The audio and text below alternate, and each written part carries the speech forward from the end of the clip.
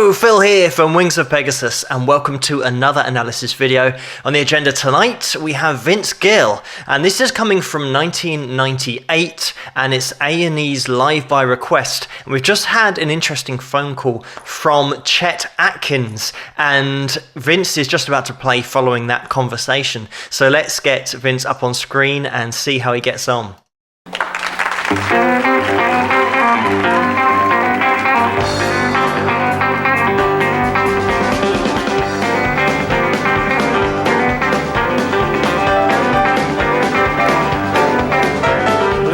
Down in Houston, I got a mortgage on my heel.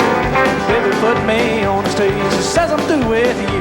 She thinks I'm gonna miss her, someone tell her that she's wrong. Going back to Oklahoma, boys, cause that's where I belong.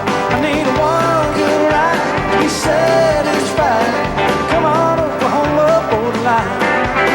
If we roll all night, she'll be coming in the sight. Come on, Oklahoma, borderline. Texas girl dogging me around. Maybe an okay son, but I still been to town. Those Oklahoma City girls, they always treat you right. Tell mama and them I'm coming home, leave on out tonight. I need a one good ride, be satisfied. Come on, Oklahoma, borderline. If we roll all night, she'll be coming in the sight. Come on, Oklahoma, borderline. Come on, Jeffrey. I'm just going to jump in here because what I love, first of all, what a great band we've got here, super tight, and so many different little elements that are jumping in and out. We've got a little bit of keys in there. We're just about to go into a little violin solo here.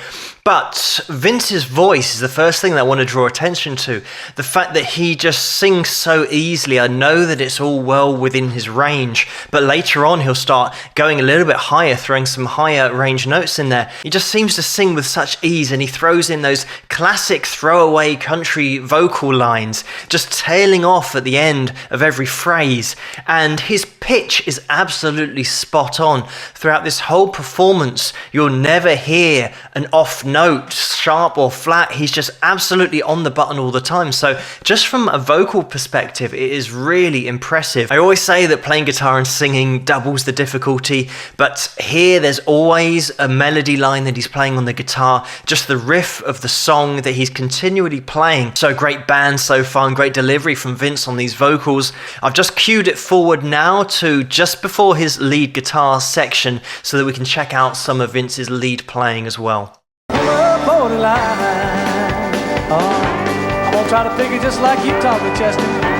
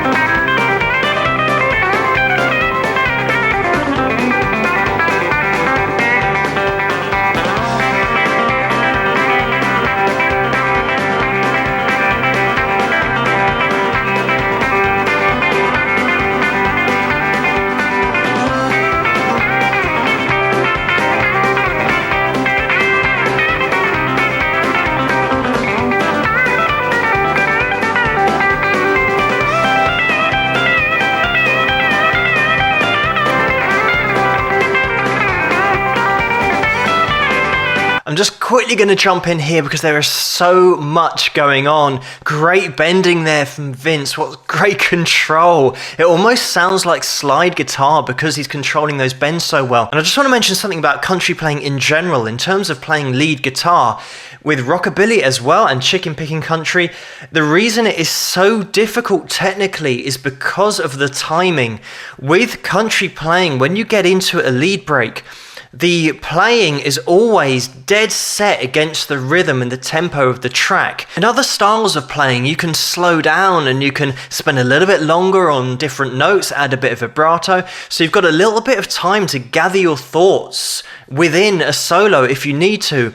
But country playing is so different because all the notes are going to be following on consecutively. Just have a listen to this solo, rewind it if you need to, just that first section, and listen to how rapidly the notes follow each other. This is what you'll get from the top country players. They're absolutely locked in to the tempo and they're just nailing 16th notes all the time perfectly. Obviously they do change it and put little gaps in and phrase certain lines certain ways to make it more interesting. And this is why I do compare a lot of other genres to country playing, because the techniques cross over. You'll find that in a lot of hard rock and metal, the notes follow each other very quickly in particular runs, and you can directly take that technique from country players. The only difference with country players is that they're doing it on a lot cleaner sound. They haven't got a lot of overdrive and delay. Have a look out as well for Vince's hybrid picking that he throws in here as well. We had some alternate stuff going on to begin with, but he uses that second finger and third finger as well to get that chicken picking country kind of sound. We've got a little bit more of the solo to go, so let's have a little listen to a bit more.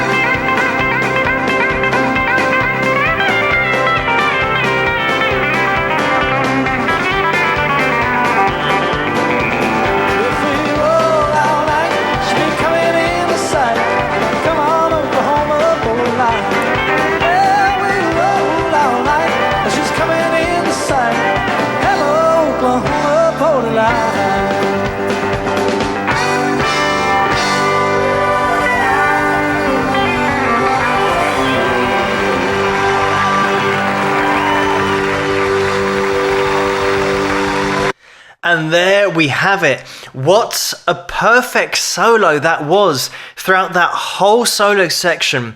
There wasn't a wrong note in there anywhere, and there was so much technical playing in there, really high level technical playing.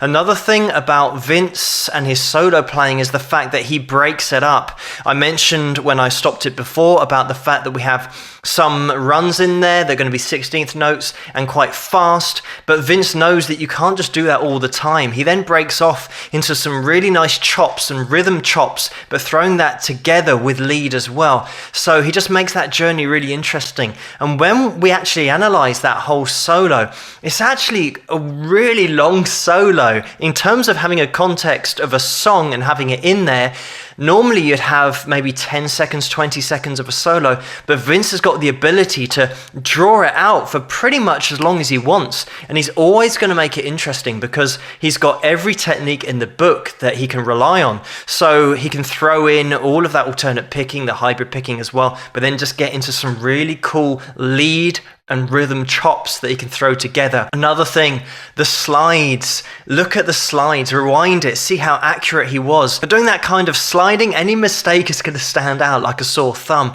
And especially with country players, they always have a clean tone. That is the style of the music, and that's why it's so impressive. It's so easy to glaze over a note or two notes, or sometimes even three notes. But the top players like Vince and Chet, who was on the phone, they never miss a note because if they did, you'd hear it because of the tones. There's nowhere to hide in country playing. Some guys play on acoustic as well, and they can play on acoustic, and it is doubly impressive that the technique they've got can be transferred onto acoustic guitar, because everyone out there knows exactly how hard it is to get these techniques down on acoustic, how to alternate pick, and it's just an absolute nightmare to get the same level of proficiency on the acoustic guitar, but all the top country guys can do it. And what a well-rounded musician, just a great voice, never misses a note vocally and never misses a note on the fretboard either. So putting those two together, it's really a double threat, you know, it's just having so much skill and ability on an instrument, but also vocally to make the whole lyrics of the song mean something, and being able to communicate that through not only your voice but through the guitar. So really rare thing to be able to get someone who can sing and play guitar at a really high level as well. But thank you so much for suggesting this video for me to take a look at. Keep those suggestions coming in the comments below. Let me know what you guys think. If you like this video, please give it a thumbs up and subscribe, and I'll see you guys at the next one. Rock!